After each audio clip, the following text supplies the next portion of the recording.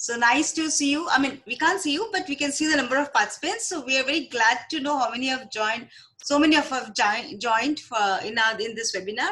I think yesterday and last 3 days on the maternal health care, I think it was very interesting and very informative for you all.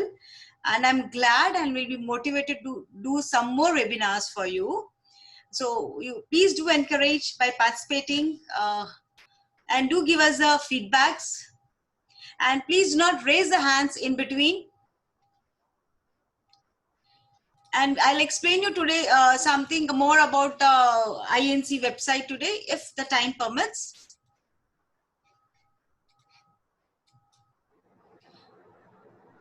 So today we have a webinar on basic emergency. It's a continuation of yesterday's session.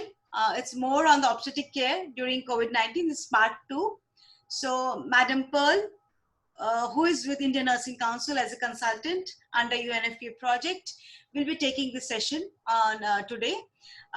Pearl, over to you and all the best.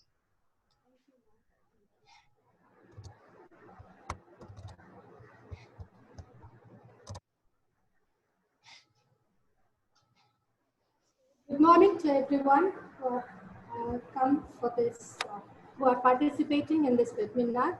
At the outset, I would like to thank God and the Indian Nursing Council, specifically President Sir, Secretary Ma'am and Bharti Ma'am for giving this opportunity and for taking all the initiative to conduct such a nice webinar for our students, faculty, as well as the staff who are in service also. So as we are in the COVID pandemic lockdown in our homes, we have got this opportunity to increase our knowledge in various aspects, and this week it is maternal health. So I welcome you all to the basic emergency obstetric care part 2. So by the end of today's presentation, we'll be learning about the evidence-based comprehensive care of mother during the antenatal, the intranatal and postnatal period. Then we'll discuss the basic emergency obstetric care during the intranatal and the postnatal period. We all know pregnancy and childbirth is a physiological process. Every mother who comes into the hospital, either with labor pain or for labor, comes in with a great grief and an expectation to take back home a healthy baby and go back healthy. So it is a physiological process and it is an experience, a one-time experience for each and every mother. And because of this COVID pandemic, we cannot deny such a good experience for our mothers who come under our care. So that is our main aim and our main goal in this webinar, what we're going to learn today. Though it is a physiological process, 15% of pregnancies are complicated, which can develop at any stage. So it is important that we are well prepared ahead of time so that we can provide timely obstetric care for these mothers, which is very, very vital. Yesterday, we saw about the different causes of maternal mortality in the antenatal period, in the intrapartum period, as well as in the postpartum, which included hemorrhagic conditions, sepsis, hypertension, and so on. So now let us see the timing of the maternal deaths. So of the 0.29 million maternal mortality, 16% happens in the intrapartum period and 20% on the day of delivery. This is by the Lancet series. So this 44% is very, very important for us to address the mortality issue. The advantage is there because the institutional delivery has been promoted by the Government of India. Women are mostly in the facilities during this period, which is a crucial time. So that's an added advantage for us so that we can address these issues. So let us begin by triaging pregnant women. So when a pregnant woman in labor comes in, we take a detailed obstetric history and do a physical examination, and we decide based on the history if she has any placenta previa or an abnormal lie that may be a transverse lie, whether she has an indication for cesarean section. If she needs a cesarean section, we can look for the resources in our facility. If it is not available, we can send her to a higher center where cesarean facility is available. But if she is normal, low risk, and normal delivery can be conducted, we can have her in our own facility, provide the excellent care possible to that mother so that she goes back with a very good childbirth experience, holding a healthy baby in her hands when she goes back. In case our facility is not ready for addressing complications, it's better to refer her to a higher center where specialist intervention can be provided timely for the mothers. Triaging is very important. We all know labor has 4 stages. The first stage is from the time of onset of labor till the full cervical dilatation. That is the first stage. Second stage is from full cervical dilatation till the baby is delivered. Third stage, from the delivery of the baby to the delivery of the placenta. And fourth stage, the 2 hours, which are very important immediately after delivery of the placenta, where the mother can go into serious complications such as PPH. So we'll look into what are the care that we have to give for the mother during the intrapartum period and the postpartum period stage-wise. So when the mother comes in, we have to identify whether she is in true labor. That's very important. So the features of true labor are she'll have shown, lightening might have occurred. If she is a primary, we expect it in the last week of pregnancy. If it is a multigravida at the onset, surely she'll have lightening. And then the nature of the uterine contractions. They will increase in frequency, intensity, and duration. It is very important to note that it is intermittent and it's increasing. That's how we differentiate it between a true labor and a false labor. So when there is true labor, we can admit the mother, start monitoring. Then we can do a PV examination to confirm the onset of labor. A PV examination shows whether the cervix has ripened and has started to dilate, which is an important finding in normal labor, at the onset of labor. So we can do a PV examination. At the same time, we can assess the pelvic adequacy, whether the mother's pelvis is adequate to allow a normal delivery, whether she's having any contracted pelvis or CPD or cephalopelvic disproportion, we may have to address that. If the pelvis is adequate, it's fine. We are satisfied that she can proceed for a normal delivery. We can also look for the stage of labor with a PV and the progress of labor by noting the centimeter of dilatation of the cervix. Very important to note here is we should not do a PV examination if the woman is bleeding. That's very, very important. If the woman bleeds, no PV at any cost. Third thing is, do not give a routine enema for mothers. When we do a PV, if we feel the rectum is loaded, we can give an enema routinely. For all mothers, it is not required. Another evidence is we should not do perineal shaving. Perineal shaving has been a practice in our country, but evidence has shown that this increases the risk of infection rather than preventing it. So instead of perineal shaving, clipping of the hair can be done, but no perineal shaving. The next one is let the mother choose the position she desires and feels comfortable. Allow her to be ambulatory. It doesn't mean that we have to, once the labor has started, the mother should be confined to the bed. No, she's normal. She's in a normal physiology.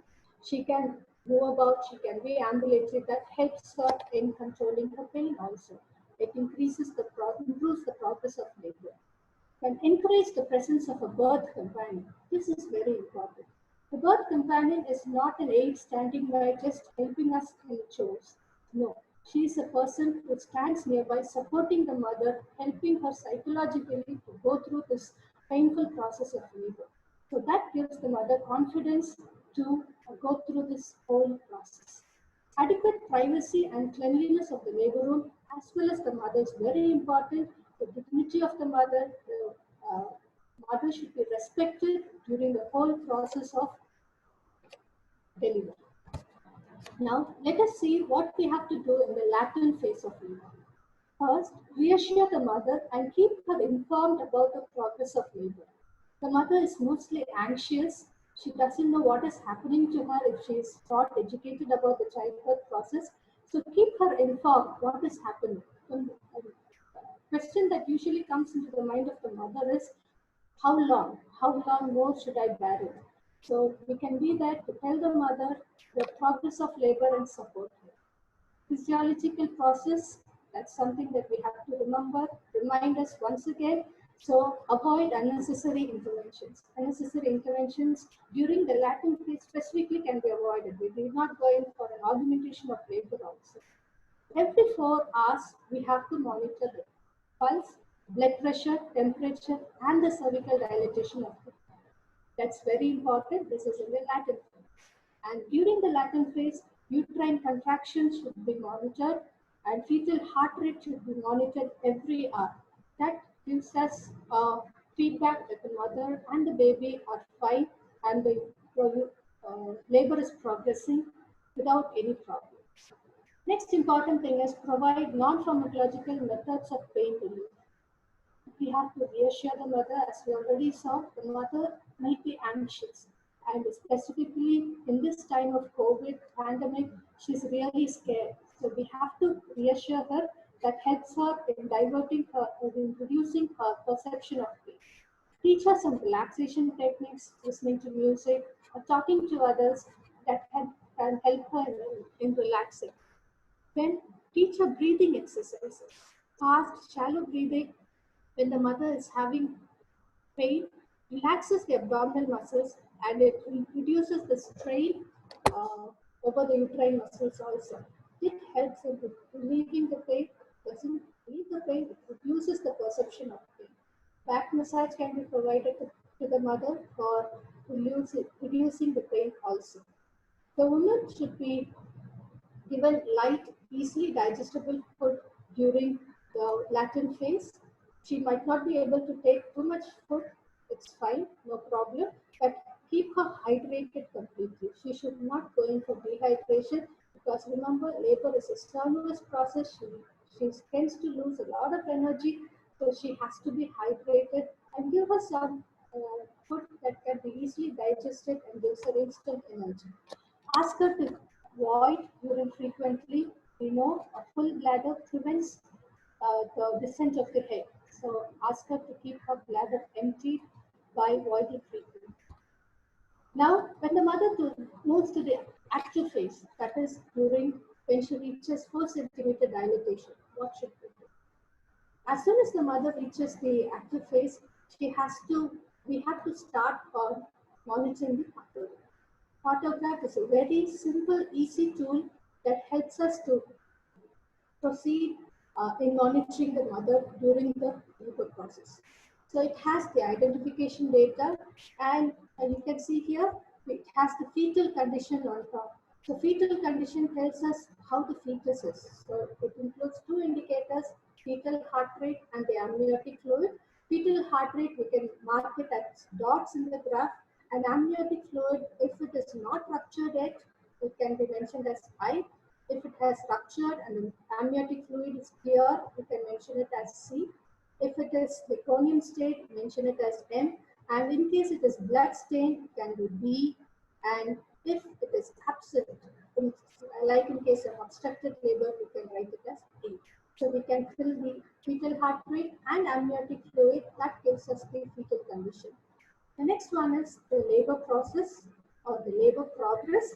Here we plot the cervical dilatation with an X mark. Always remember, start plotting the partograph once 4 centimeter dilatation is achieved, and the first plot should always be on the alert line. That's very important. Suppose if we monitor, we are doing a PV and we find out that the mother is 5 centimeter dilated. So what should we do? Where should we start? We have to start marking on the alert line at 5 centimeter, and from there write the time and start proceeding in monitoring the labor. That's very important. Next is contractions.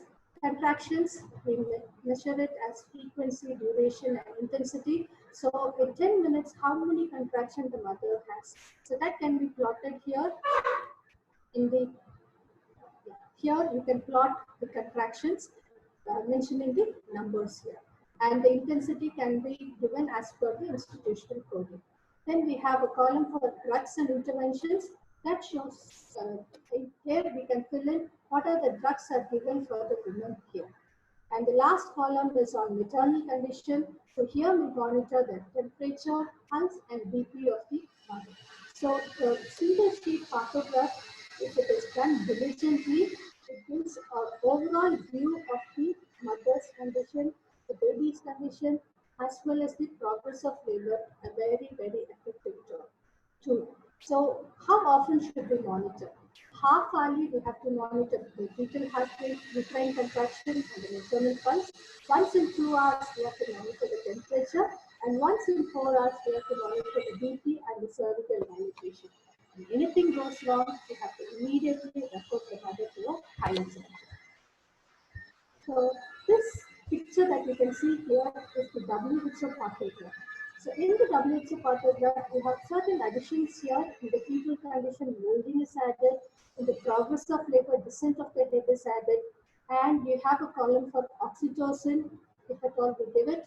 And then the urine, protein, acetone, and volume. So this is a more detailed photograph. Some institutions use the Government of India HPA photograph. Some use the WHO photograph. Everything is fine as long as it's monitored diligently and correctly. Indications of Sorry, Pearl, for disturbing in between. There's some construction work going on, is it? I think we have got a noise, and I'm getting everybody is requesting that your voice to be little louder and clear.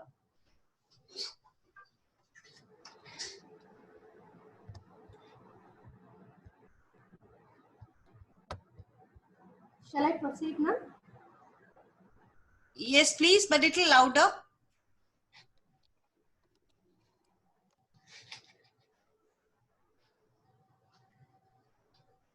Is this okay, ma'am? Little more.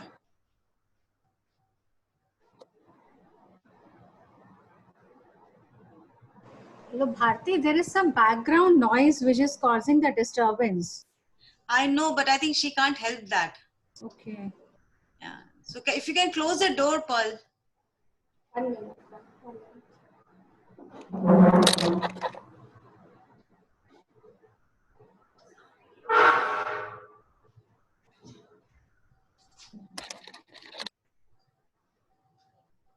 Okay now, ma'am? Yes, yeah, please. Sorry for the disturbance and inconvenience. We'll continue with the active phase. So the indications for referral. This is based on the photograph. If the FHR is more than 160 or less than 120, the mother has to be referred to a higher center. If the amniotic fluid is meconium stain or blood stain, again, she should be referred to a higher center. The cervical dilatation clotting, if it goes across the alert line, then again we have to refer to a higher center. Here you can see there is an alert line and an action line. So if the cervical clot crosses the alert line and it's moving towards the action line, it is a clear indicator that she needs expert care. We have to be alert. So if she is in a subcenter where there is no possibility of expert services, then she can be referred to a higher center. So by the time she reaches the cervical dilatation reaches the action line, she will be in safe hands for care. Contractions do not increase in duration, intensity, and frequency. During that condition also, we have to refer the mother to a higher center. And maternal vital signs, if they cross the normal limits, that is pulse, if it is more than 100 per minute, BP, if it is more than 140 by 90 millimeters of mercury, and temperature more than 38 degrees centigrade, we have to send the mother to a higher center. So these are some indications for referral for higher center. Okay. What should we do during the active phase? What is the care that we have to give? Encourage the woman to empty her bladder, ensure that she has adequate hydration, always omit solid food, then encourage her to maintain an upright position and walk if she wishes. Monitor intensively using a photograph. That's very, very important. We have seen that in detail. And if membranes rupture, look for the color of the liquor and exclude hot collapse also. The cord prolapse can be again an emergency for the fetus, so we have to exclude it as soon as the membrane rupture. Support her in pain management as she proceeds into the labor. She will have more pain, so help her to manage the pain, keep her relaxed, reassure her, and keep her informed about the progress of labor. By doing all this, remember, if there is any problem, we have to refer to a higher center. Now, when the mother reaches the second stage, what should we do? During the second stage, all the equipment, medicine, and disposable that is needed for delivery should be kept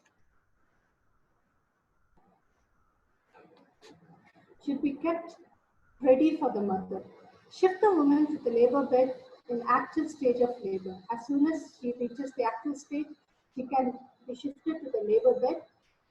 Just note it is the labor bed and not the cot. Now, discourage early bearing down by asking her to take deep breaths. The mother can have a premature urge to push down, so we can ask her to relax, because we know if she starts pushing early, there are chances for the cervix to become edematous and injured, which can delay dilatation. So it's better to ask her to delay the bearing down efforts till the cervix is fully dilated. When the cervix is fully dilated, encourage her to push with contractions, and always ensure the woman is hydrated and the bladder is empty. Again, remember, full bladder prevents or hinders the descent of the head. To provide emotional support and reassurance for the mother throughout the pregnancy, throughout the labor process. During the second stage, maintain aseptic techniques throughout the delivery. That's very important to prevent puerperal sepsis down the line. Wear personal protective equipment, all the face mask, eye shield, gloves, apron, shoe covers, cap, all the personal protective equipment should be worn by the provider. Encourage the woman to adopt her preferred position during birth. We do not recommend the conventional lithotomy position for the mother, because evidence has shown that that is not a very good position for labor. Upright position or all fours, side lying, any position that the mother chooses can be adopted for conducting the delivery. Again, routine episiotomy is not recommended. The episiotomy, if it is indicated, if the introitus is too small or the peridium is very rigid, can be done, but as a routine, episiotomy is not recommended. Again, fundal pressure is not advised at all. If the mother is having failure of secondary part, then we have to go in for other methods like vacuum, but not fundal pressure. That has shown to cause a lot of injuries to the baby as well as the mother. And ensure, while conducting delivery, ensure controlled delivery of the head with a good perineal support. Here in the picture you can see, use the dominant hand to provide perineal support to the head of the pad, and with the non-dominant hand we can control the delivery of the head by placing our hands. Maintain flexion, so that the head comes out smooth without any tear or injury to the perineum. As soon as the baby's head is out, check for cord around the neck. If there is a cord around the neck, if it is loose, it can be loosened. If it is very tight, it has to be immediately cut, so that there is no problem for the mother. Once the head is delivered, wait for restitution, and after spontaneous rotation occurs, then deliver the baby each shoulder at a time. Don't be in a hurry. We have to do it very slow, confident, and quiet, so that the baby is delivered out in a lateral position, and immediately place the baby over the mother's abdomen. We should not place the baby anywhere else. The safe place for the mother to be immediately after delivery is the mother's abdomen. As soon as the baby is born, we have to give essential newborn care for the baby. So first, call out the time of birth. That's very important, specifically in our Indian context. Deliver the baby into a warm, clean, and dry towel or cloth, and keep the baby in the mother's chest or abdomen between the breasts. Always remember that we have to give a warm welcome to the baby with a warm right side. Assess the baby's breathing while drying the baby. If the baby is not crying or breathing, resuscitation should be carried on. Immediately dry the baby with a warm, clean towel or piece of cloth.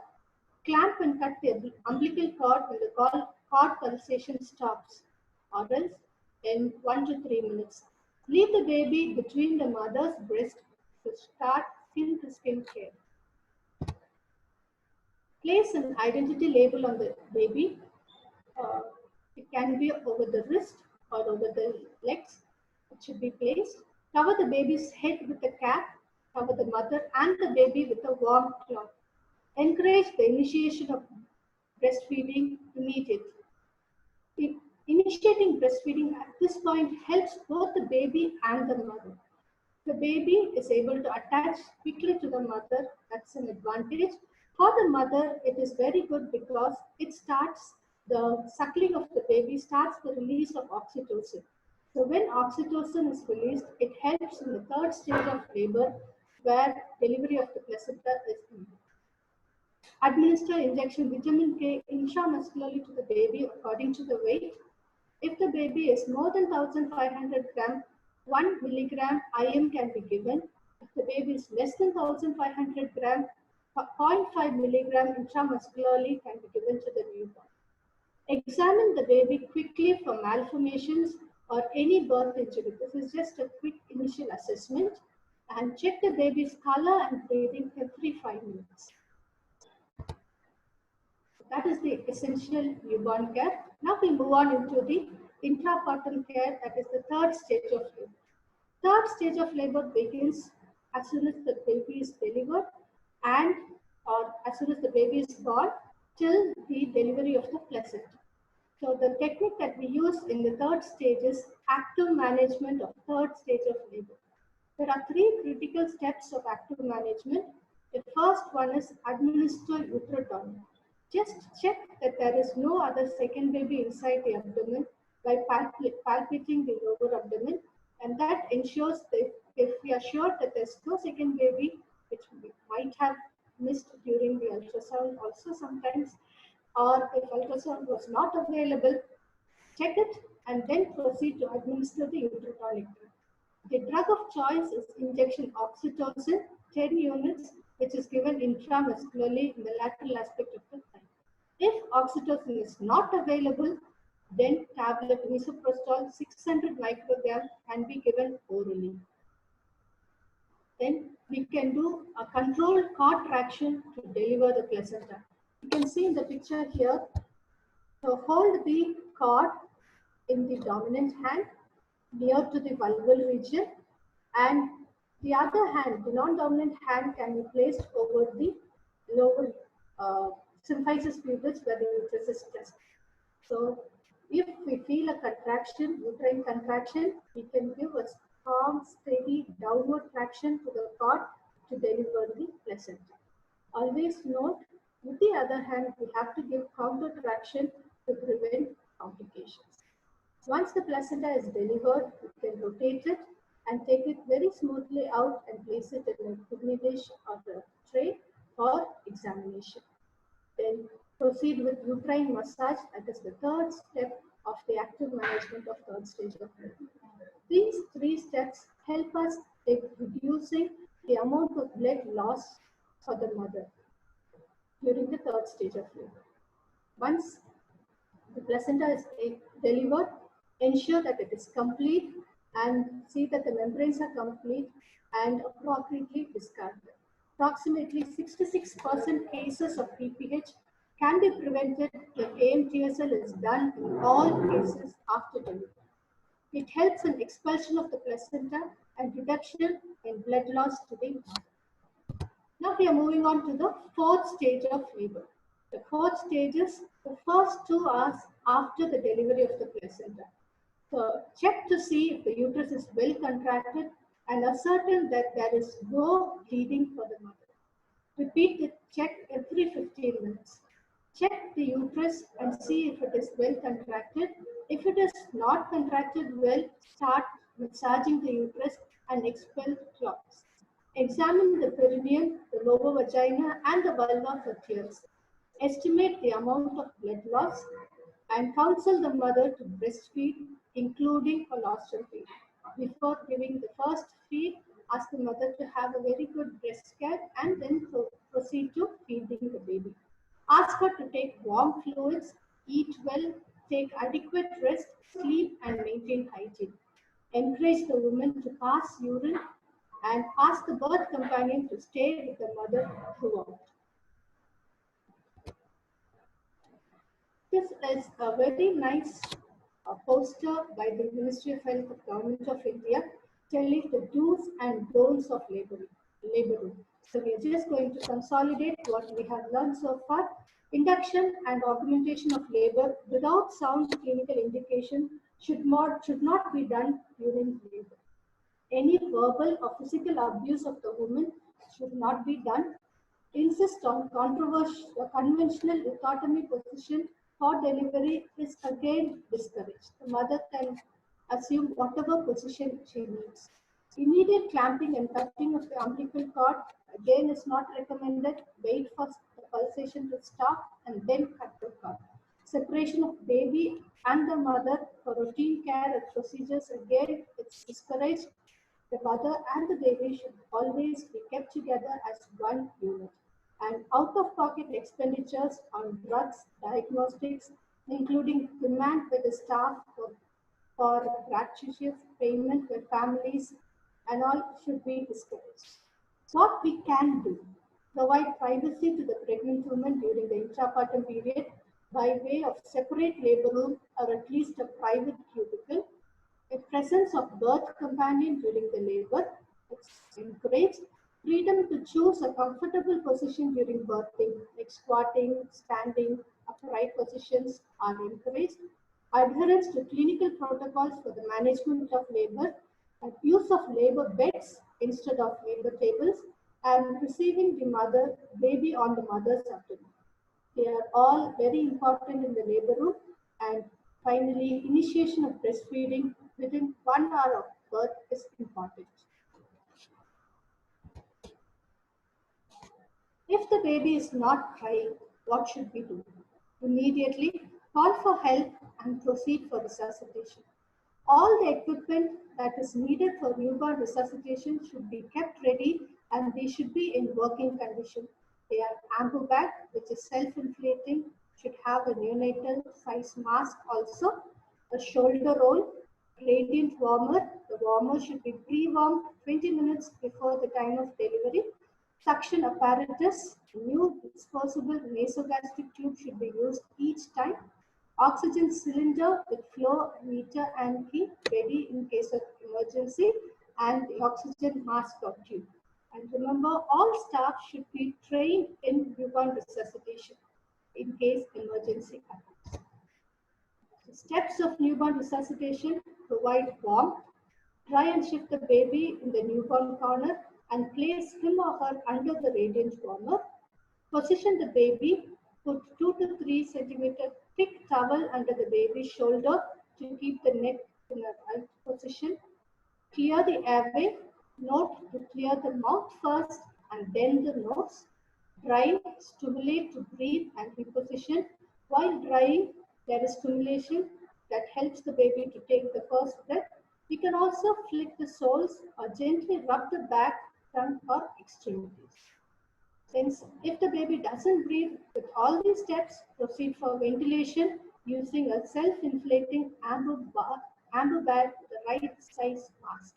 Assist breathing after 30 seconds, and if the baby has still not established, continue ventilation. There are some harmful practices which were done before but are harmful for the baby. So don't do routine suction of the baby's stomach at birth. We should not do postural drainage. Holding the baby upside down should not be done. No, don't squeeze the chest to remove secretions from the airway.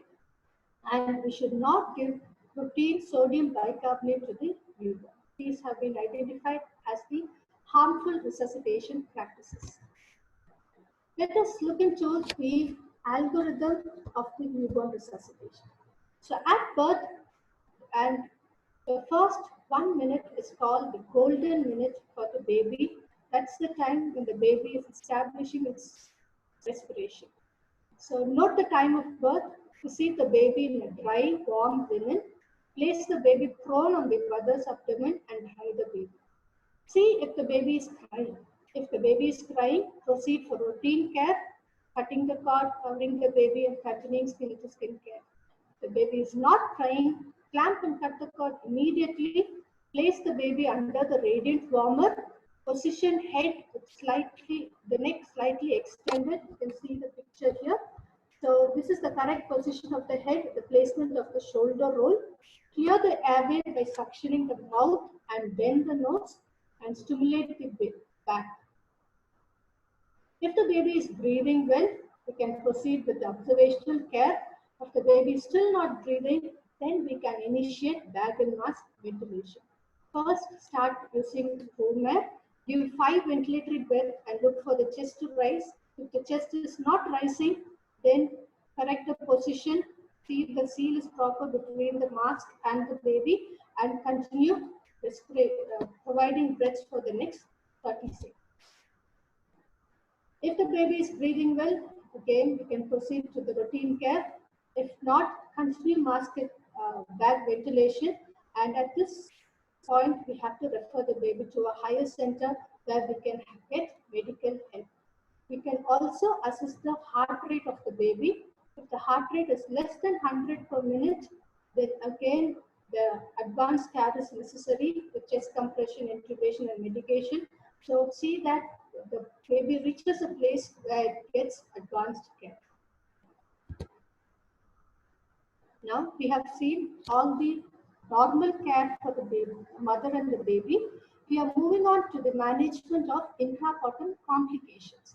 So if we are in a subcenter or a peripheral center, what are the indications for referral to a higher center?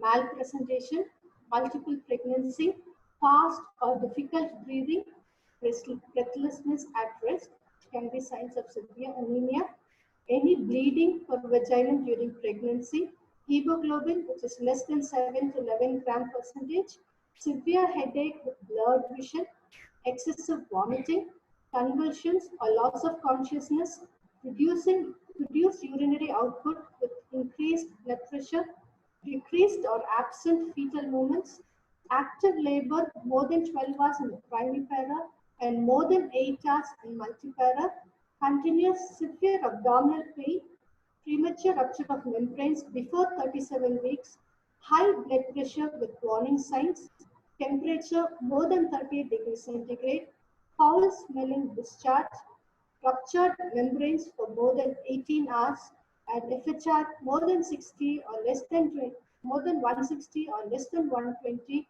All these are indications for referral to a higher center. And in the third stage, if the mother has a perineal tear, second, third, or fourth degree, again we have to refer her to a higher center. So when we refer the mother during the intrapartum period, the steps of referral are very important. The referral slip should be written very clearly, stating all the interventions that we have given to the mother, arrange for transport with oxygen facility, start an IV line, and start RL in a maintenance dose. The mother should always be in the left lateral position if she has not yet delivered. Healthcare worker should go with the mother. She should not be sent alone, and send the plotted autograph with the mother. This is very important. Autograph is not the property of the health facility. It should be sent along with the mother when she goes to the higher center. And keep a delivery set and all the essential drugs handy during transport and accompany the mother to the higher center. What are the complications that we can expect and what should we do? Premature or pre-labor rupture of membranes. Examine the discharge of fluid to confirm that it is PROL. Note the color of the fluid. If it is green in color, it indicates fetal distress. And if it is foul smelling, it indicates infection. In such conditions, if it is foul smelling, give her the first dose of antibiotics and refer her to a higher center. And if the membranes rupture after 37 weeks and still labor has not started even after 12 hours, she has to go to a higher center. If the membranes rupture before 37 weeks, preterm labor, again she has to go to a higher center. And if the woman has fever or foul smelling discharge, indicates an infection, then give the first dose of antibiotics and refer to the higher center. Next condition is fetal distress. Fetal distress indicates fetal hypoxia, and we can diagnose it by an abnormal fetal heart rate, which can be less than 120 or more than 160 per minute. And if the amniotic fluid is meconium stained, again it indicates fetal hypoxia.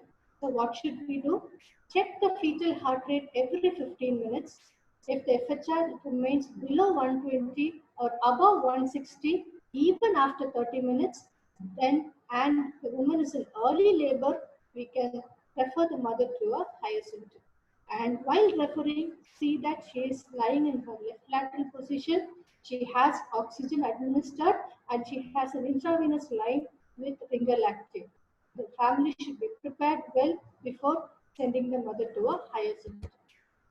Even if the FHR is not stabilizing, and if the woman is in late labor and delivery is imminent and there is no time for transportation, then call for assistance.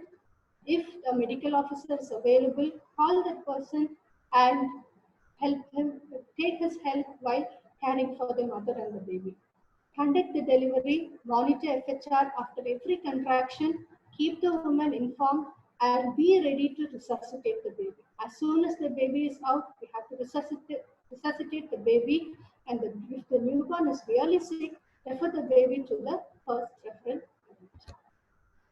In case of prolonged or obstructed labor is something that we should not have if we are providing good quality obstetric care.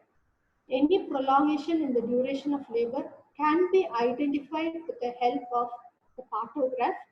So strong uterine contraction which does not lead to the descent of the presenting part indicates an obstructed labor. So if in the partograph, if the cervical dilatation crosses the alert line, if there is fetal distress, rapid maternal pulse, then it is obstructed labor. Refer the woman immediately to an FIU, establish an intravenous line and give fluids at a moderate rate. Keep the woman hydrated, give her some oral rehydration solutions so that hypoglycemia and dehydration is prevented. Give her the first dose of antibiotics, that is ampicillin 1 gram orally, metronidazole 400 milligram orally, or gentamicin 80 milligram intramuscularly. All these three should be given as the first dose and accompany the mother to the higher center. In case of cord prolapse, what should we do? So if the umbilical cord lies in the birth canal below the fetal presenting part, or if it is visible at the vagina following the rupture of membranes, then we call it as prolapsed cord. So this is a cord presentation where the membrane is not ruptured. This is a cord prolapse where the membrane has ruptured. So what is the problem if it occurs? There is a disruption in the blood flow to the fetus because the cord gets compressed. So the fetus is in danger in such conditions. The fetal outcome is poor. So counsel the family and refer the mother to a higher center.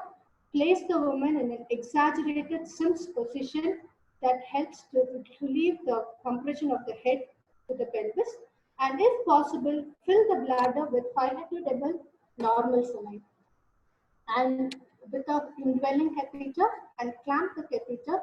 If the bladder is full, then the head is displaced and the head does not compress the pelvis. So that helps in relieving the compression over the cord.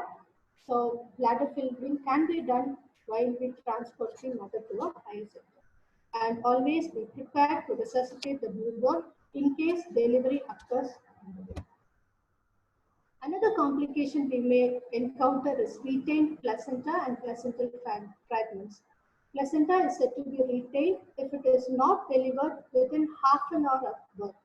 Bleeding may occur or may not occur. It depends upon the extent of placental separation.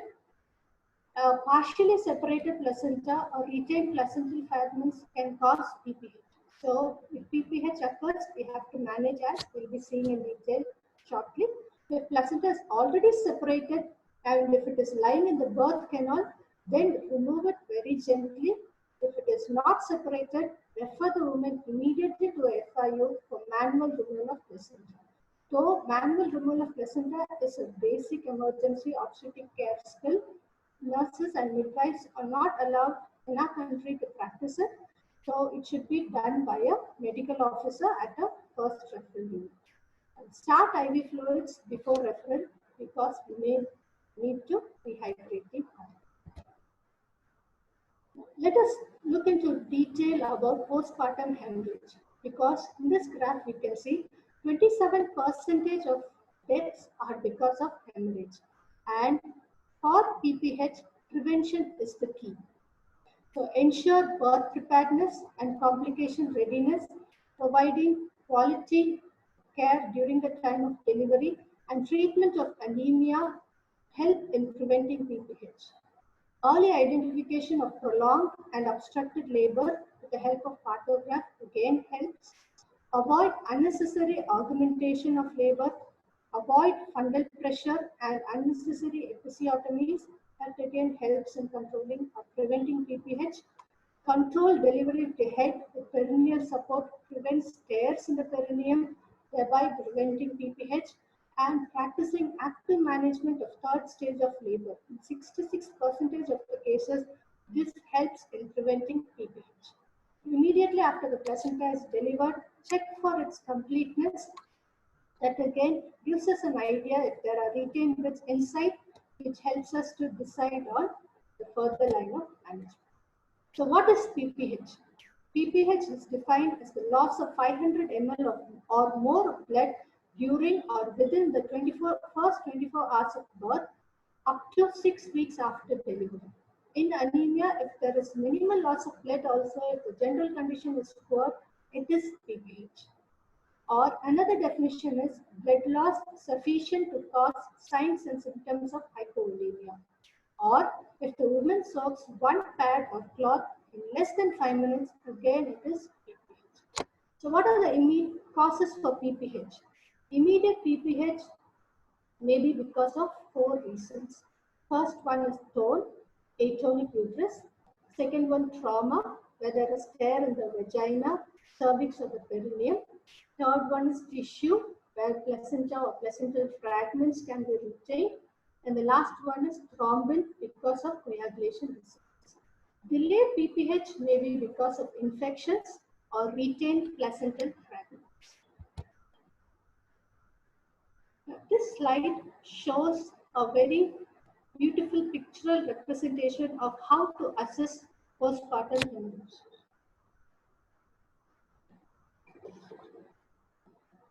If a sanitary towel is soiled, we assume that 30 ml of blood is lost. If it is completely soaked, 100 ml is lost. If a small swab is soaked, that is 10 into 10 centimeter, 60 ml blood is lost. If the incontinence pad is soaked, 250 ml is lost. If a large swab is soaked, that is 45 to 40 into 45 centimeter, then 350 ml is lost. If there is spill on the floor, that is a diameter of 100 centimeter, then nearly 1500 ml is lost. If there is frank blood collection in a full kidney dish, 500 ml is lost. And if the bed is soaked, only 1000 ml. And if there is spillage on the floor also, it is around 2000 ml.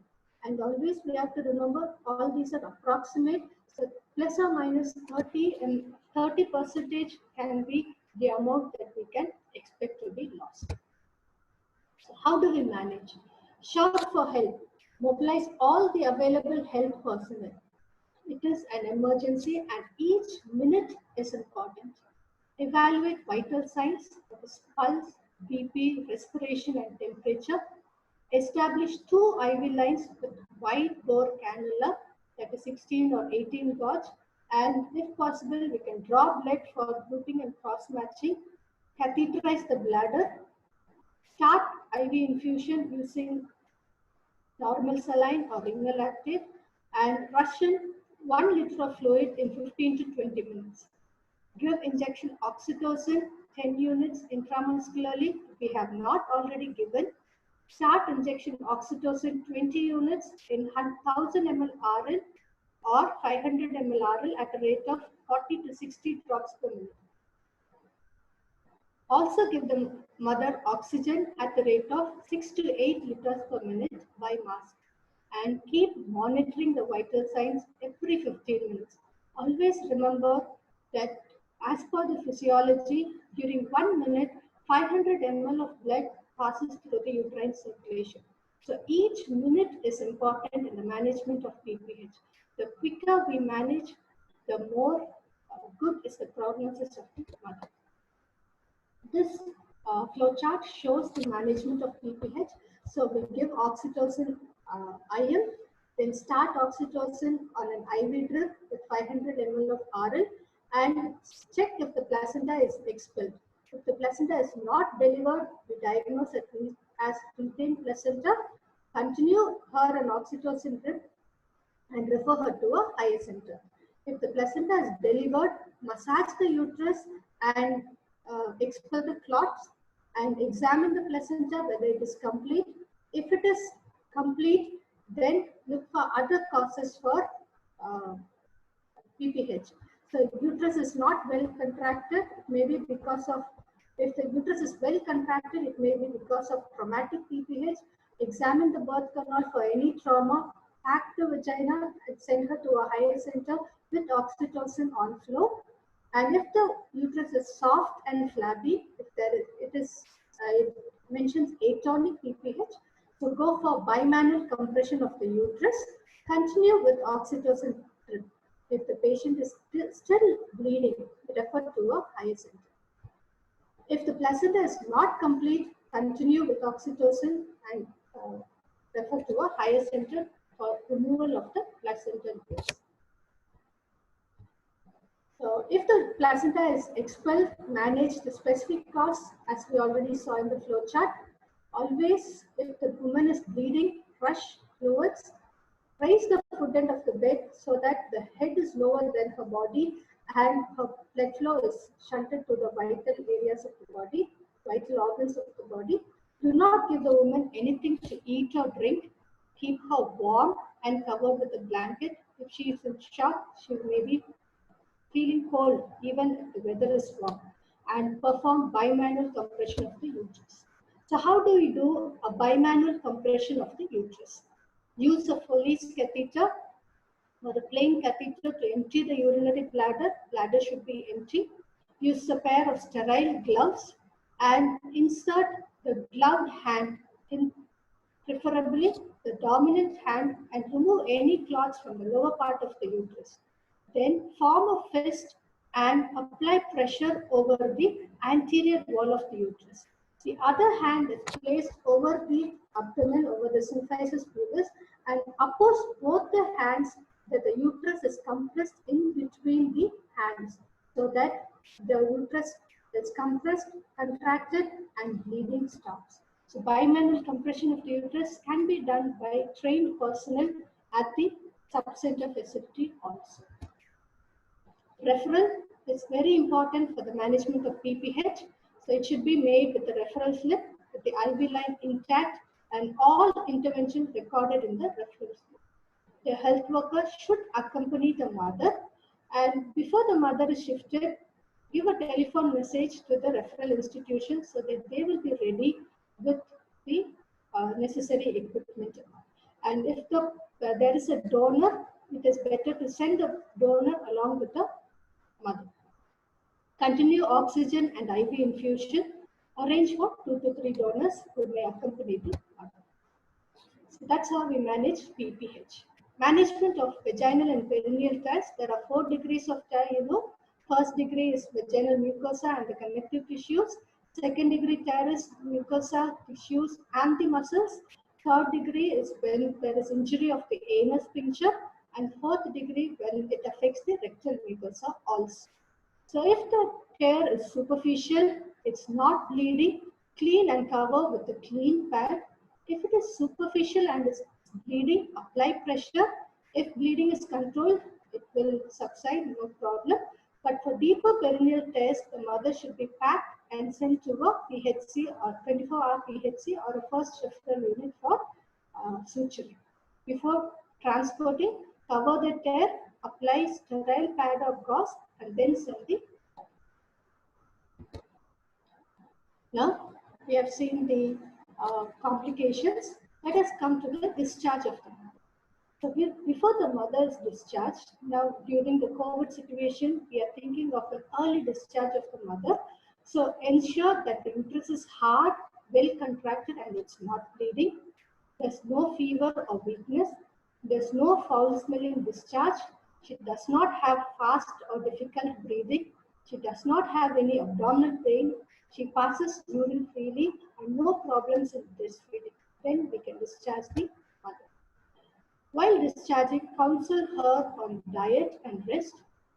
Tell her that she has to exclusively feed the baby for 6 months.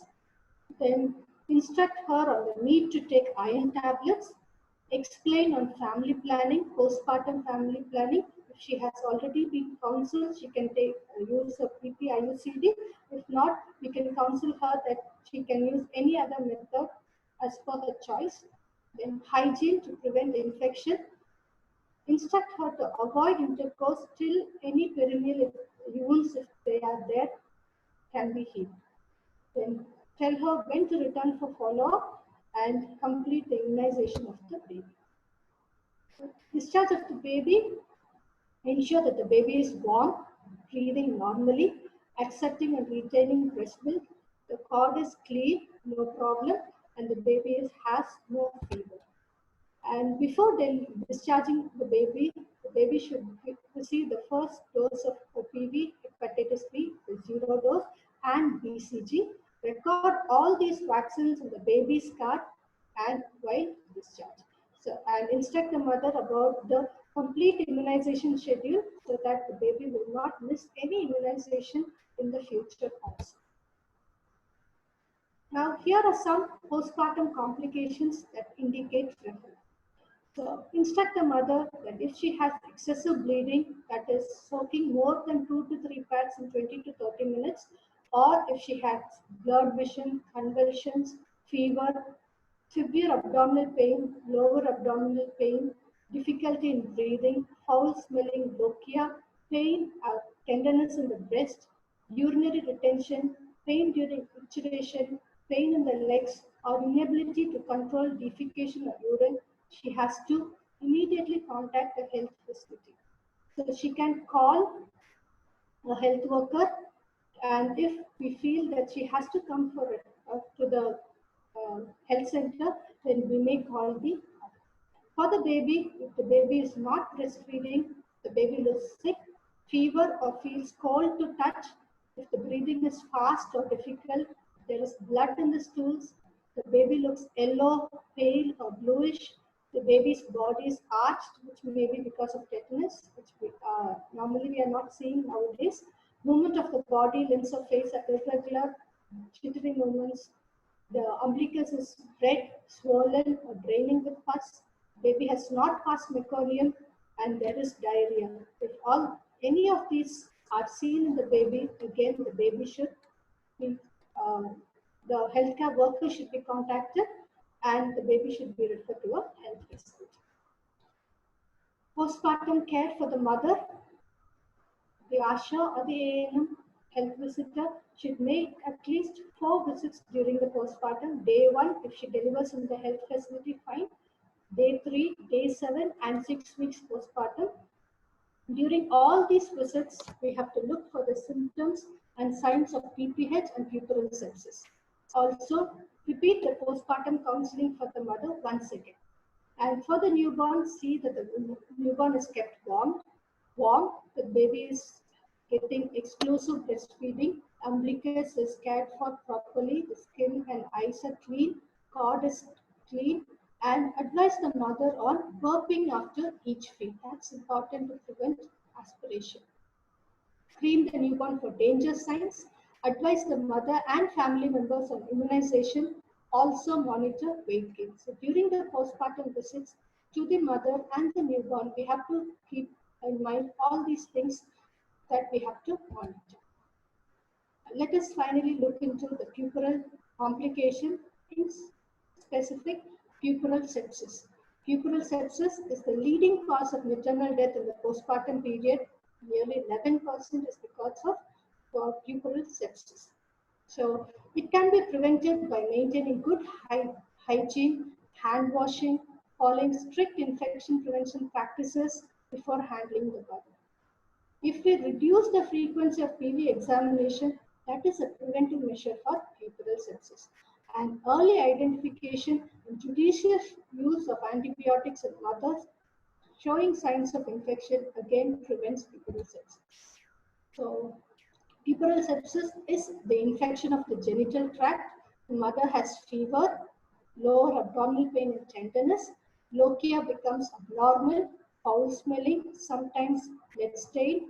She may have vaginal bleeding also. Burning maturation is there. Uterus is not well contracted. It becomes subdiluted. It becomes flabby, and there is feeling of weakness for the mother.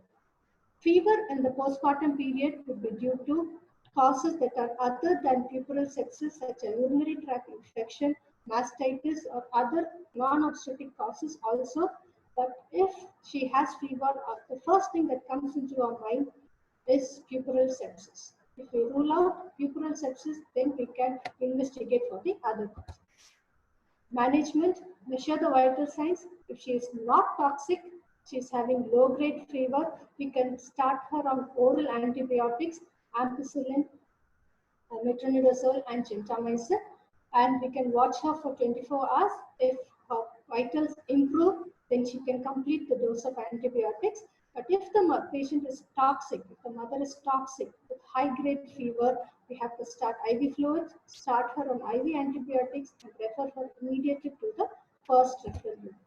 So if the recommended antibiotic to the mother is, if she is not very sick, ampicillin 1 gram, 6 hourly orally, metronidazole 400 milligram, 8 hourly oral, gentamicin 80 milligram IM BD can be given. If the mother is very sick, shift to IV antibiotic. But if the mother is well enough to take oral medication, it's always preferred to give her oral drugs. So, as a summary, provision of quality of maternal care promotes the well-being of the mother and the babies. We can prevent complications and by early identification and prompt referral services. Thereby, we can reduce the maternal mortality ratio in our country and reach the sustainable development goals. Maternal health services are very essential during the COVID pandemic also. So they have to be provided diligently. We cannot afford losing the life of mothers and their newborns due to this normal physiological process of pregnancy and childbirth. Thank you so much for your patient listening. Let us pledge together to work for the betterment of the women's health in our country. Thank you. Thank you, Bright. It was a lovely presentation. The subjects were good. Done very well. There are many, many questions over here, but let us have the panelist view first.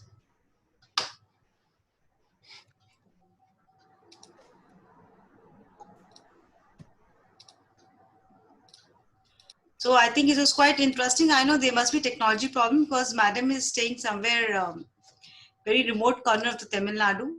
The internet may be an issue. You have to bear with us. However, we get the video's audio will be quite clear.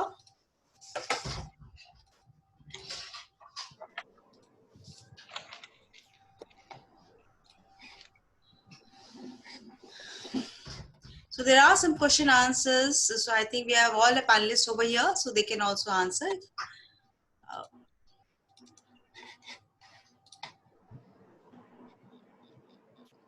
I think there are a lot of questions on pantograph. I think in FAQ we can make them clear. They want actually how to make the pantograph. They say we see in PPTs, we see the ones, how do we, but we do not know how to fill the pantograph. So I think we have to do something on it because there's a lot of questions on the pantograph because of students, I think so.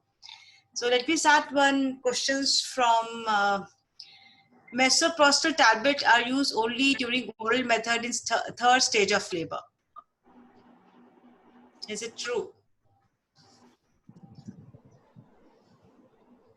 The prescription of Government of India is oral during the third stage of labor, but in some guidelines, DMOC guidelines, it is given that we can use it per rectum also in case of PPH. But for the management of third stage of labor, the preferred drug is oxytocin, 10 international units. If it is not available, then we go in for the second option, that is misoprostol, 600 micrograms oral. Is there any way to early diagnose Bandl's ring or to prevent its occurrence? Bandl's ring can be identified early. Our aim of using the pantograph is that we should not go to that stage. So we can early identify any delay in the progress of labor with the help of pantograph. Thereby we can prevent obstructed labor from occurring. So if we have a very good diligent monitoring of pantograph, that will help us in preventing obstructed labor and delayed progress of labor. Bright, can you come in with regard to pantograph if you want to ministry some guidelines and what are some best practices and what are some of the realities which you find? Then Government of India recommends the plotting of pantographs for all the cases. Once the woman is in active case of labor, that is from first limited dilatation onwards, we have to start plotting. And the first plotting will be in the alert line. And all the parameters has to both the maternal components as well as the fetal components has to monitor. Right, that's okay. But in actually what percentage, where all they are practicing? Sir, even though it is still recommended and it is compulsory for almost all the facilities, but many of the facilities at times they are not, even whenever we are visiting some of the facilities also, it has been observed that most of the facilities, they are not monitoring it properly. And there are many situations which came across that after the delivery also, even just showing, people are plotting the pantograph.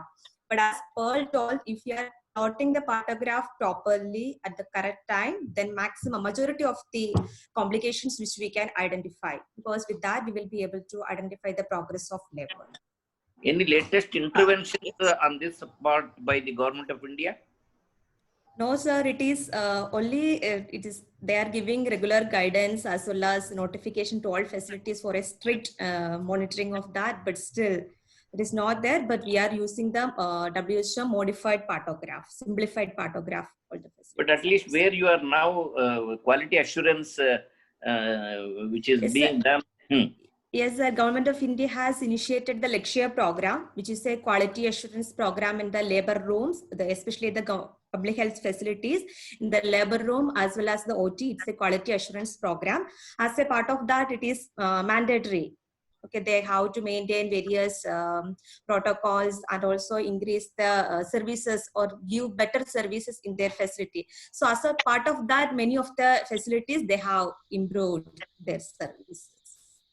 But the question is, it is not available in the government hospitals. They don't do it. Yes. So why do learn? Yes, sometimes it will be like the pantograph will be there and they must have attached it along with the case sheet also, but there will not be any plotting. I think with this new Lakshya program, I think it is improving, which I think in some institutions, I think. Is it true? Yes. Yes, sir. It's increasing because many of the facilities, they already national level certified. There is a state level certification is there, institutional level certification. Once they do a self-assessment and institutional level certification, they will go first. If they are achieving the required score, then they will go for the state level.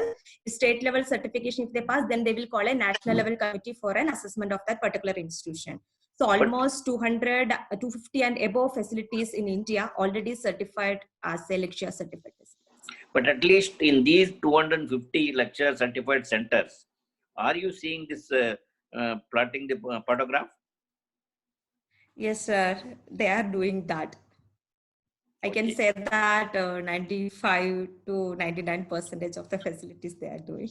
Okay. But Okay. sometimes also, even though the plotting is already refresher trainings has been happened, but still sometimes the plotting also is going in a different way. So Some it different circumstances are coming. So the constant review is required on the lecture program, at least on the issue of the photograph. Yes. Okay. Okay. Yes, Next. and many of the facilities, even the One more question is that I think Dr. Kirti or Bimla, Dr. Bimla can answer. If the PPH is due to any cause other than the placenta retention in late postpartum period and blood loss is high, then will we give oxytocin to the woman in that case? Or if not, then what should a nurse do at PHC to stabilize her for referral? Dr. Bimla, would you like to answer? Yes.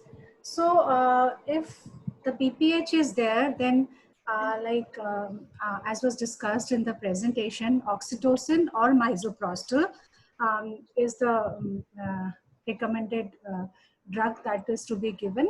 And at the same time, at the PHC, where the referral has to happen, before that, the woman should have a good uterine massage.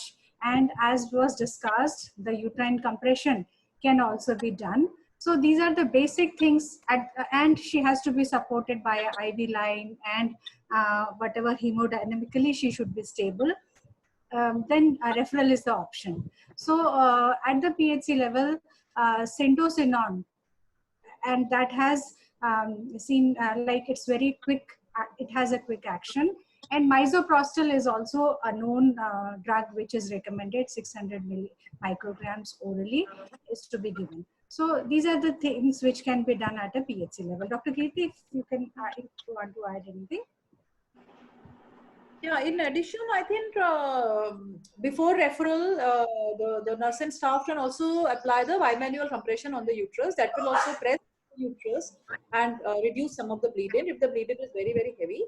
And of course, they should start an IV line and then refer as early as possible. And in the serious emergency cases, it is recommended that one of the nurse and staff also accompanies a woman in the ambulance or jeep or whatever vehicle they are taking.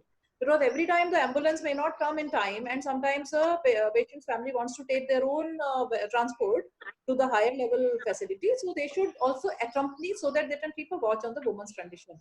But in reality, that does not really happen in many government facilities. Generally, a person, like any health staff, does not go. But ideally, that is the way to save the life of the woman, and it does make a difference. Because as yesterday Bright Mary mentioned that there is a third delay in maternal death. Third delay means that the family reaches the facility and then they find that the admission procedures at the reception or somewhere waiting in the queue, or somebody sends the emergency patient to the OPD instead of sending immediately to the emergency. So all those problems occur. So it is better that somebody goes and they can reduce the third delay also. It means that everything, admission and emergency admission, occurs very rapidly. And just to add on, like the birth preparedness is of utmost importance, and the family and the provider should be ready for this type of complication, and immediate referral with these basic management is what is expected from a nursing staff. So, and availability of drugs. It's another issue. Sometimes we are actually not having these all things available at the facility.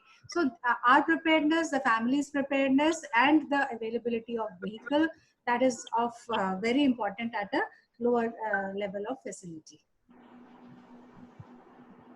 Okay, thank you, ma'am. And there's one more question. If the cervical dilation is an alert line and contractions are not increasing, fetal rate is below 100, what should the plan of action and what will be the nursing diagnosis? Pearl, if you can come in. So there are three things which I understood. One is the FHR is less than 100. Mhm. Second, can you repeat it again? Yeah, cervical dilation is at alert line and contractions are not increasing. So this is a case of fetal distress. At the time, same time, I don't know whether it is obstructed labor also, and how long has been the labor, that all is not clear. So most likely this is that the progress is not happening, non-progress of labor, and because it has to be augmented and supervised, so the referral is important in this case. Can cold compress on abdomen can be used for PPH? Can cold your Compress. voice, cold compress and It abdominal can be used for abdomen PPH. Can be used on abdomen for PPH. cold compression. No, Yeah. cold compression is, it's a compression, the bimanual compression is important. But one thing I would like to stress upon is the active management of third stage of labor. If it is done properly, then most of the PPH can be avoided. But cold compression has no role in it. It is the compression, because mostly the PPH is, as Pearl has outlined, the causes. And we see the causes, either it is atonicity or retained products of placenta, or there is some tear. So if these things are ruled out, then they are to be managed as per the cause of the PPH. So cold compression has no role in it. Do breathing exercise can be recommended for a COVID positive case during labor? Dr. Kirti, you would like to take this up? Or breathing, should I? She's not there. So breathing exercises are recommended, because what we saw, most of the cases are asymptomatic or they are having mild symptoms. So in these cases, there's no issue with the respiratory, like she can breathe easily, respiratory rate is normal. So most of the women can do the breathing exercises. However, if her breathing, there is a problem, like in 20% of the cases, when the woman is having labor, like breathlessness, or her respiratory rate is more than 30 per minute, then naturally she cannot do the breathing exercises. So normally, for majority of the cases, it can be done. One more question is, it was told during this online session not to place baby on the mother's abdomen, but today it is told to place on mother's abdomen soon after delivery. Will you please clarify? Today it was kangaroo position, no, you are talking about. So it is recommended. Where it was not recommended, I don't remember. In which session was it said that? They have not said that, and I don't remember. They've just asked this question. So I just want to make it clear, because all the panelists are here, whether it was told during this any online session. Skin to skin contact is important. And if the mother is COVID positive, in that case, because it is, I think the question is from the context of COVID positivity, still the postnatal care remains the same. Skin to skin contact is important, and kangaroo position is recommended. So I don't know why this confusion or question has came up. Anyway, ma'am, thanks for clarification. Please, can you repeat the dose of vitamin K?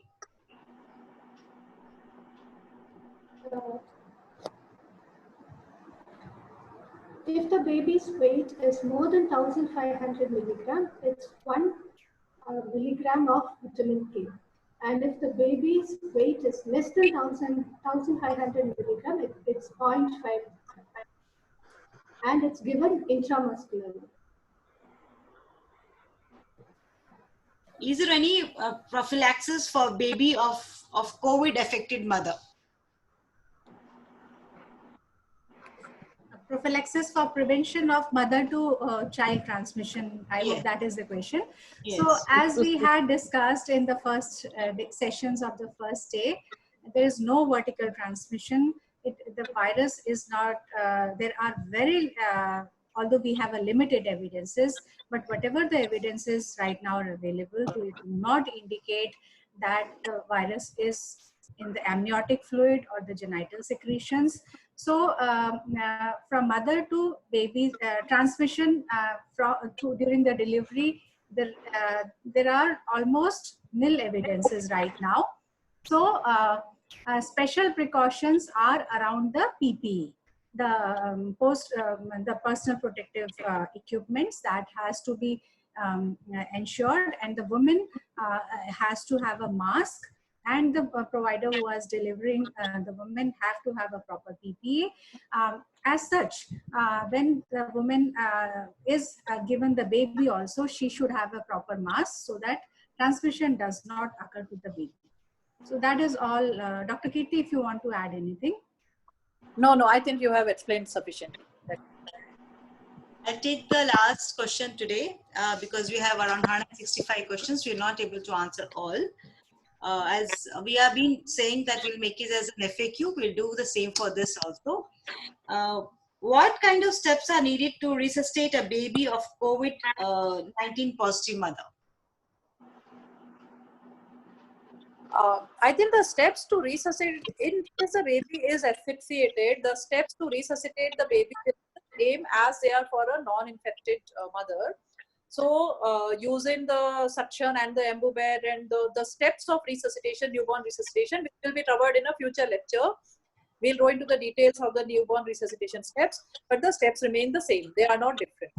However, the health providers, because they are delivering the COVID positive mother, they will be wearing the full PPE and everything, including the face shield and the N95 masks and various other protective gear to protect themselves.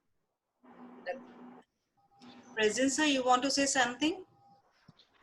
No, I think we are the last comments. Pearl, you want to make any last comment?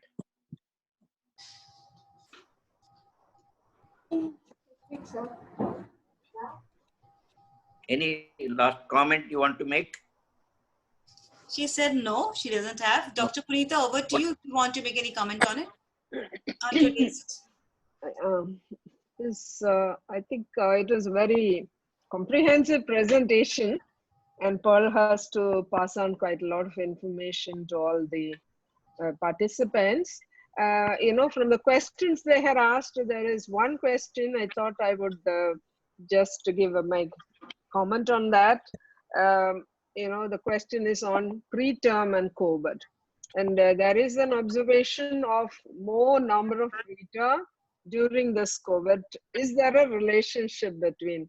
There is no specific evidence or studies that report that there is evidence of the influence of COVID and preterm. There is a relationship. So it is not there till now. We don't have any major evidence.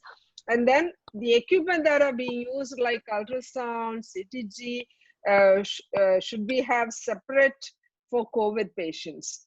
I don't think everyone will have a separate machine, but there is a guideline. There are guidelines, national guidelines for disinfection of equipment, which will be followed the same way as it is followed for the general population.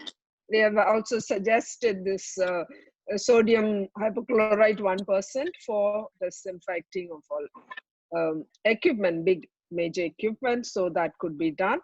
So there is, each one will not have one separate bigger equipment. Disinfection is possible. So that's all I have to say. Bright, you want to make any final comment? No, sir. I think everything is discussed and covered. Dr. Bimla, you would like to make any comment? Final comment. Very well done presentation, although there were some problems in the initial starting when the voice was a little muzzled and the participants were complaining also. But yes, it was a very comprehensive, well-made presentation, and I hope the participants have benefited a lot from this. Practical aspects were discussed. So thank you very much, Pearl. Dr. Kirti, final comments of you. Yeah, I would just like to say that today was a very, very important issue that was covered. It was about the intrapartum and postpartum care. As Pearl also mentioned, that most of the maternal deaths occur in the postpartum period.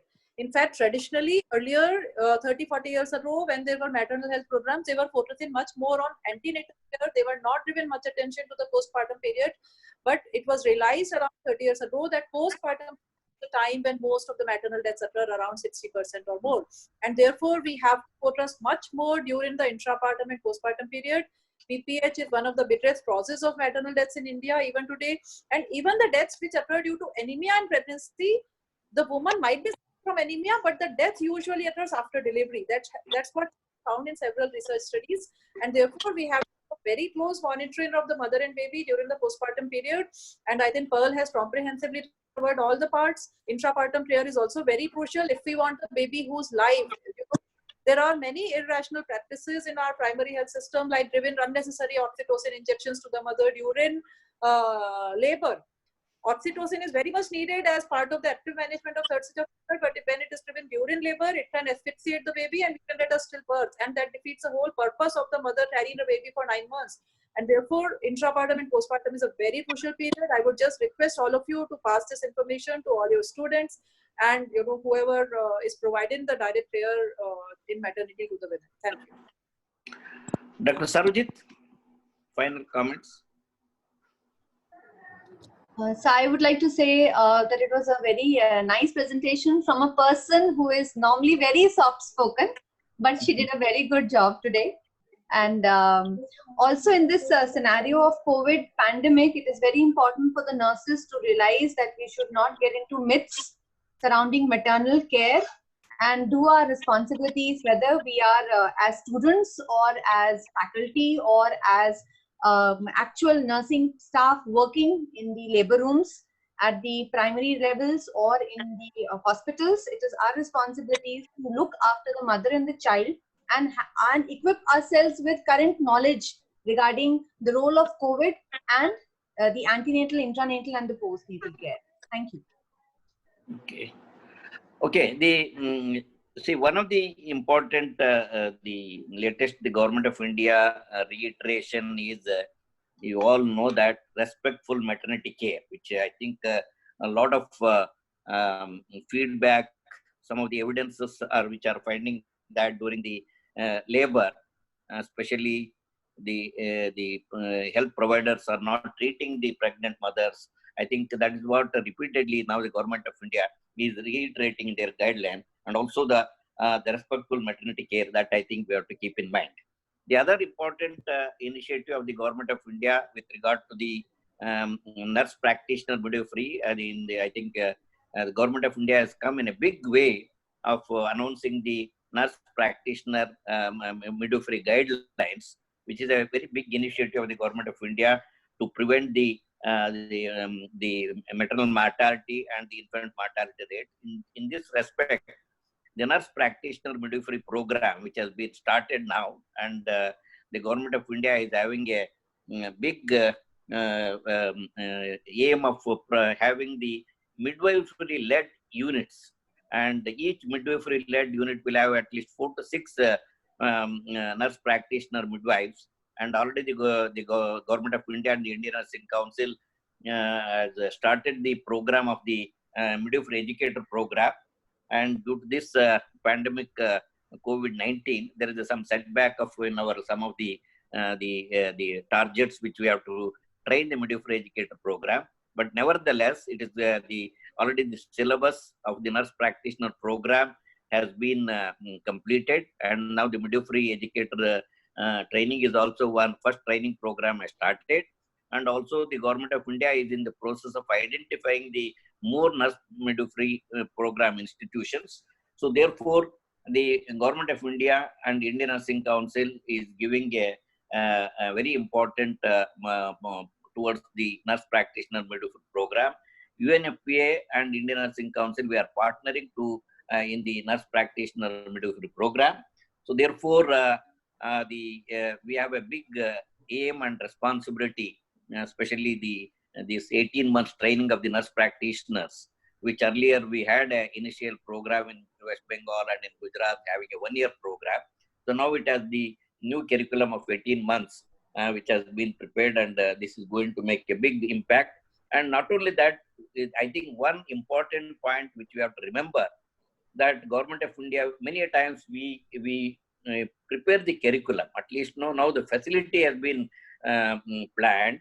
So the midwifery, nurse practitioner, midwifery-led units have been planned out. A big planning has been already conceptualized by the Government of India. So therefore, we have a big responsibility of working together in this big agenda. I hope today's webinar has given a lot of information. And last point, I think Dr. Kirti, I don't know, because there is some latest guideline which has come only, I think, yesterday. All irrespective of the pregnant mothers who are going to be delivered 3 to 4 days prior to that, they should be checked for the testing has to be done. I think that is one of the, it seems to be the latest guideline. Hope, I think this is the latest guideline of the ICMR. So we expect I think this is a very important webinar, and Indian Nursing Council is having plans to come out some more series of the webinars on the maternal child health, and we will be informing you the dates and when we are coming back again for the webinar series. And I know that during the process of that, due to this internet and technological problem, you may have some problem of capturing the discussion. So we request you people to download that. I think Bharti is going to give a briefing about how you can access these videos. And please, this will be very, very important for you to, because a lot of information which has been captured by the different national, international agencies, guidelines have been reflected in the presentations. That may be useful for the faculty and also for the students. And I think we expect the faculty at least pass on these messages to the district hospitals, the labor room nurses, where you, as and when you come in contact with them. Thank you very much. Thank you, sir. I think you all know, because we have been sending emails and we are putting in the WhatsApp, but I request everybody to be watching our website. So I'll share the screen of my website, so where you can look for it.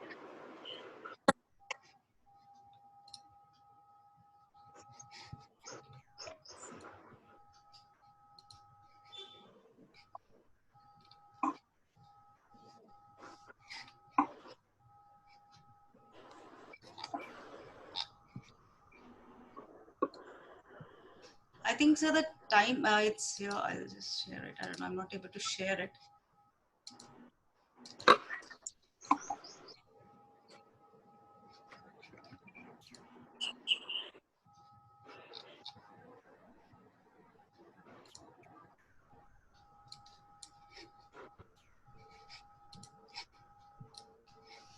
See, this is our website. We have, that is www.indiannursingcouncil.org. When you click, you have to type this, then you'll get this website. This is our first page. And here on the very first page, we give the schedule. So whatever is the latest, our website is very dynamic. So whatever is the latest, we put on our website in the very first page. You have here contact us, office bearers, and the executive committee decisions. Whenever we do the inspections, when the executive committee and have a meeting, we put the decision on the very same day on our website. So this is a private one. Like for example, any institution is inspected during the month of February. When we had a meeting in the March, they have to put the school code and they can see the decision there itself, because the letters will take time, because it has to be signed and it has to be posted by the speed post. It will take time. So that's the reason we put immediately on the website, so that the anxiety of the institution is not there. And this is one, the institute login. Here are the one, there are varieties of application forms. Now Indian Nursing has gone totally online.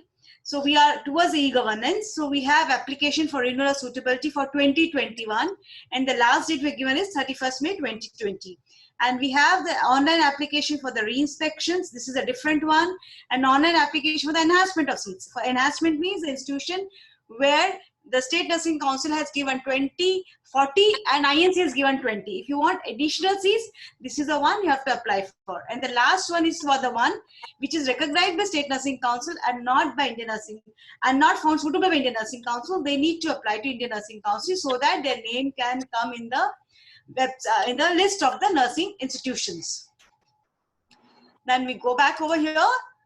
Then we have COVID-19. So this is a new button we have created on the 31st of March, so that all the webinars and the publications, if you click this, you can see the webinar videos. So this is like providing family planning yesterday's, managing maternal care. The very first video is here. So like this, it's all these videos. See, we have written video. So whichever we have given the title so that you can see the title and they can click it. So if I click this, you'll go to a YouTube. When you go to YouTube, there is called subscribe. So if you subscribe, this is free of cost. If you subscribe, please you will have because I already subscribed, it says unsubscribe. So if you subscribe this, whenever you have a YouTube, new type of coronaviruses are a large family of enveloped single-stranded. So see, it has started working on it, right? So now I go back. Stop it. Yeah, I know, sir. It will take time.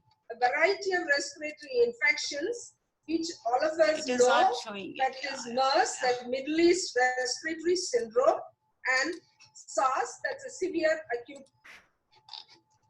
So when I go back like this, you can have all the videos, you can watch that.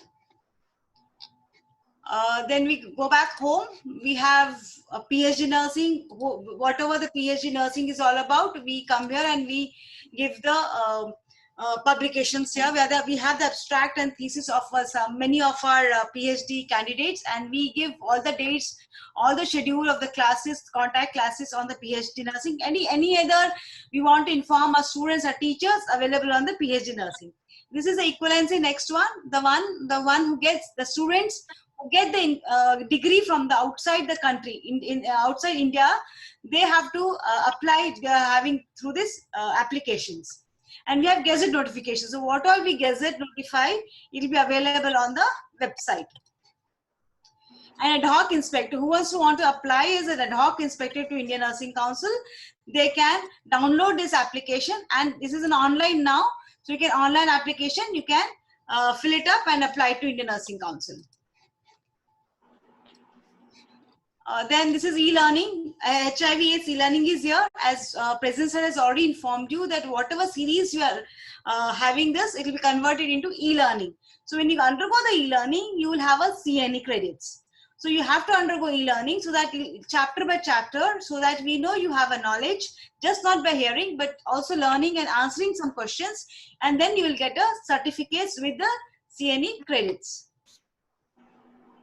Then coming to International Nurses Day. So whenever every year we have International Nurses Day. So this year I do not know whether we can have it on 12th May 2020 because of the COVID.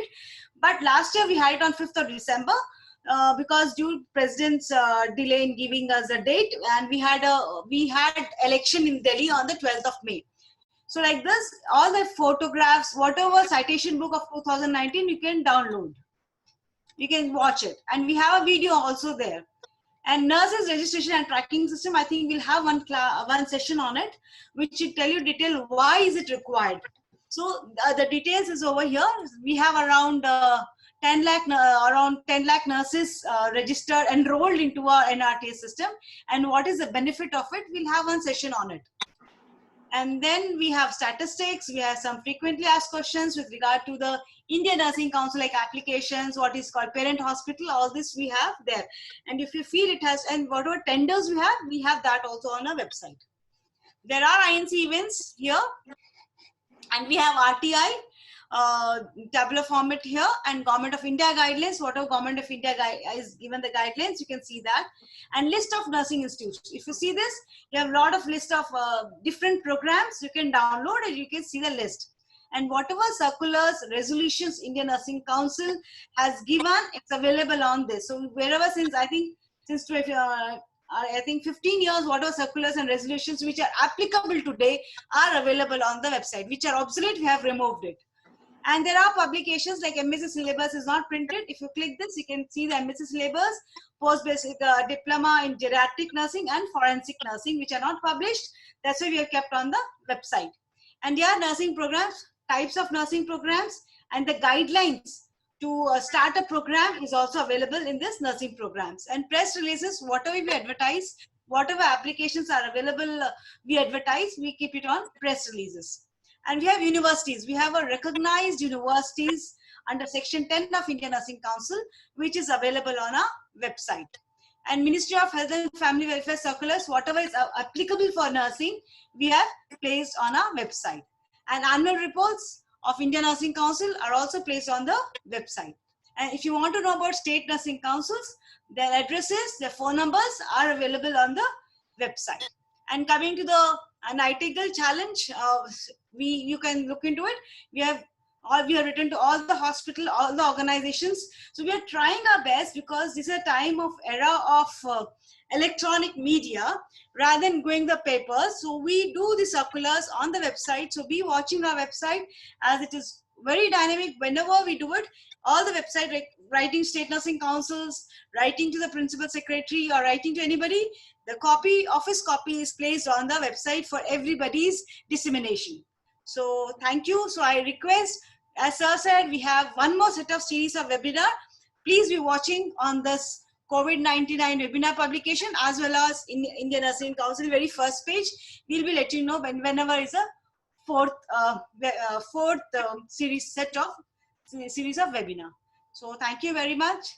I think we can call it a day, sir. It's already 12:45. Okay, well, just after, yes. Want to say something? No, we will come back, no? Okay, thank you very much. See you. Bye. Thank you